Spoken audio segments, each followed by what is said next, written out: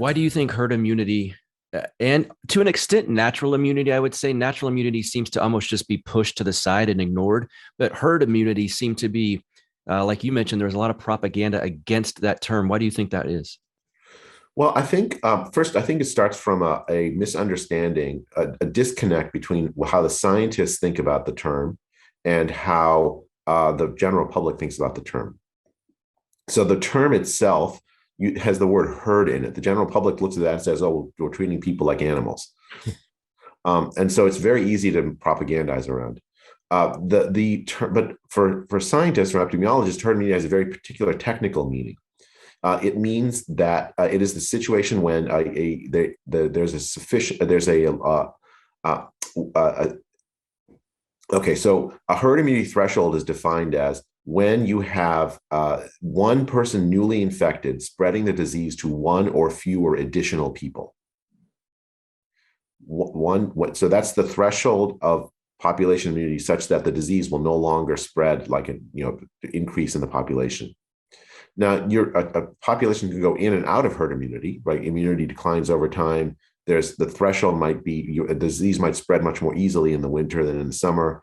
That determines that threshold. So that threshold is a theoretical concept that's useful from theory, but as like a practical concept of like, oh, if we have 70% of the population immune, vaccinated or whatever, then the disease is going to stop. That's actually, it doesn't work that well. A lot of in fact, I think I've heard Tony Fauci say things like that all the time. There was a misuse of that theory.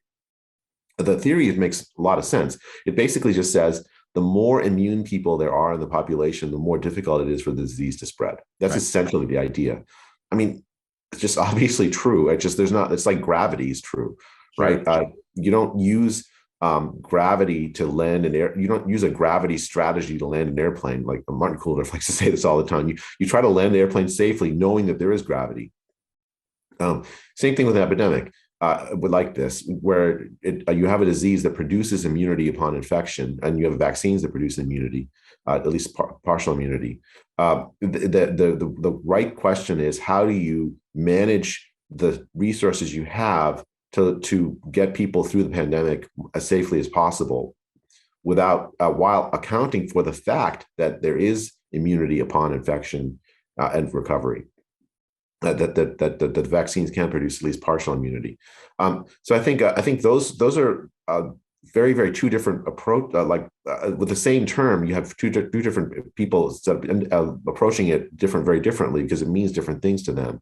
I think that's part of it. But I think some people have used this in a very scurrilous way, even people who should know better, to use herd immunity as a synonym for a strategy that says, let the virus rip through the population. Yes. And they've also used this herd immunity threshold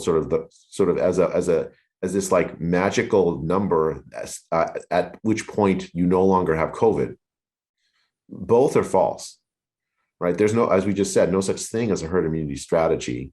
The question is whether how do you adopt a strategy that balances the harms from the things that you've done. The lockdowns, we can talk about that, have been devastating, absolutely devastating, with large numbers of people around the world, but against the potential benefits from it.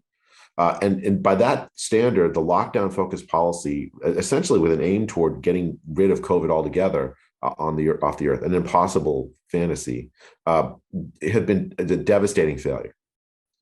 And on the other hand, a focused protection approach, I mean, there would have been COVID deaths, just as there have been hundreds of thousands, millions of COVID deaths with the lockdown focused strategy we followed.